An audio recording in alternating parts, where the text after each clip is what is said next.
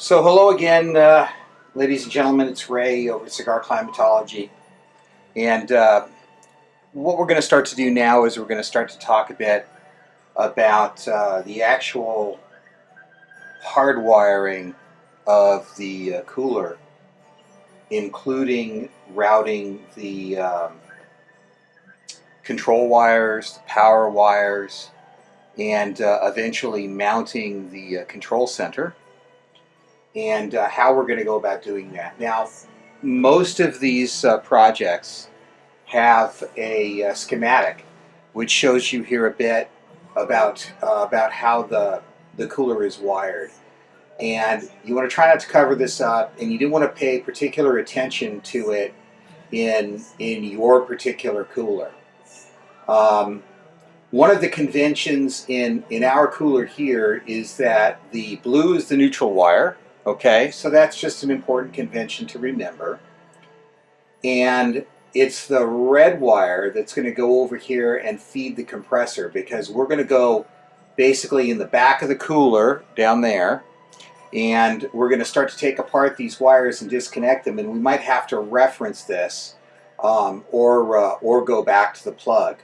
So typically the plug convention in the US would be that the black wire would be considered the load wire, the white wire is the neutral wire, and the green wire is the ground wire. Now remember that we are now dealing with line voltage or your household current, which is something that of course you can get a shock from. So first and foremost, while your cooler shouldn't have been plugged in for any other reason other than to test it initially, let's just go ahead and make sure that the cooler is unplugged, because we don't want any possibility here of getting shocked.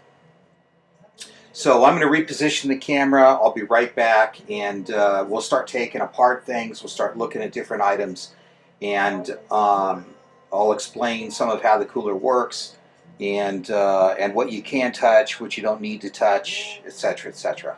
So we'll be right back with the next video. So now what we've done is we've moved off the schematic, and we're actually looking at the physical backside of the cooler. And in this video, we're going to go over just some of the components so you get an idea. Again, I can't cease to overemphasize this. Obviously, we don't want any power to anything while we're working on the project. At this point in time, we've already done some of the preliminary work on the inside of the project, and it might be a little difficult for you to see, but back here, if you've been following the video series, this is the actual conduit that we've gone ahead and we've drilled through the back of the cooler, and this is the port that we're going to actually bring the control wires into the cooler. One of the next things that we're going to do is we have a couple of options.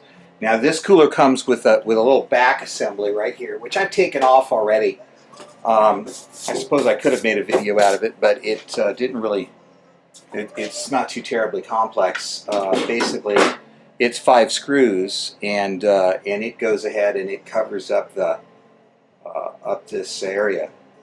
And one of the things that it does is that it seals off. This is the condenser coil section of the actual cooling system, where the hot compressed liquid or hot compressed gas from the compressor comes off, moves down this line, and then begins to cool and condenses into a liquid form that goes up. And I don't know whether you can see this little tiny line over here, but that's the portion that goes in to the evaporator coil and creates the high pressure gas that causes our drop in temperature. So anytime we're fooling around back here, let's not mistake any of the compressor and coolant lines for wires. We want to make sure and steer clear of all of these guys. and make sure that we don't damage any of them, because that would cause you to need to go over to your appliance repair person and see about recharging the unit and correcting the damage that you did to it um, by screwing around with it. This actually circulates to the front. This is an appliance that they say is capable of being built in, meaning they seal up the back and then they bring in air from the front. This little fan doesn't move a heck of a lot of air, but it does move some, and they pick up this air here, pull it from the front past the condenser unit here, and then back past the compressor. The compressor can get pretty hot, although we generally run the compressor in relatively short cycles. So unless you're one of these people like I am who tends to run these in kind of a warmer environment, and I don't suggest running them in over 80 degrees, but if you've watched any of my YouTube videos, you know that I've run mine up to the mid-90s, actually to triple digits before, but they begin to get a little kind of hinky on how they run, because they're just not designed to run in that kind of temperature, even at 70 degrees Fahrenheit for cigars. Now, I guess it's nice to know that you have a system that if you had to run it, at 85 degrees or 90 degrees, you could do it. You could get away with it. It's one of the things that it's one of the reasons why I try to make as robust a system as possible. But since one of the concepts here is actual stability in a humidor, the closer you keep it down to around room temperature, actually, the better the system will run. Typically, because the system dehydrates often, if you keep it around room temperature at around 75 degrees, it probably will not run cooling cycles at all.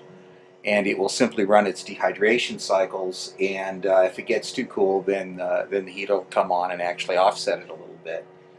But because the dehydration cycles does run the cooler, and it takes a very small amount of heat out of the system every time it runs, you can find a situation where, if you really live in moderate climate and keep your house fairly well maintained temperature-wise, you might really get more use out of your heater than the cooling aspect of this. But that's a different story.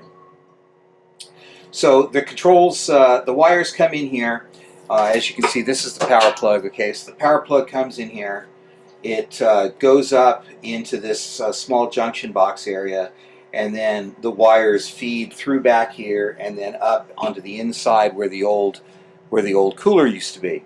I'm sorry, where the old controller used to be. Remember, I provide all the wiring for the cooler, so and in this particular project, as you remember, I went ahead and I drilled through some wires back here, so those wires are toast.